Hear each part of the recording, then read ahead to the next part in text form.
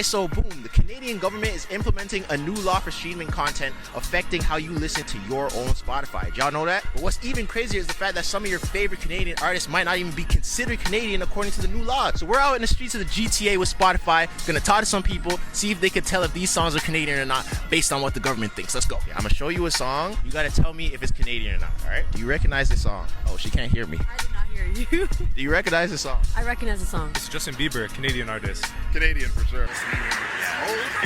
Yeah, it's Canadian. I think it is a Canadian song. You would be wrong. So would you believe me if I told you that the government doesn't count this as a Canadian song? Why? How? No, I wouldn't. I didn't know that. I don't know what the government be thinking. It's not a Canadian song. How do you feel about the government having a say of what songs show up on your Spotify? I don't feel good about that. I feel like I should be able to listen to whatever songs people want to put on Spotify. That's like taking a step in a totalitarian direction where it's like everything's kind of taste made for us. For me personally, I don't trust government, so. Do you think those people in those places are qualified to tell you what is and isn't Canadian? No. Absolutely not.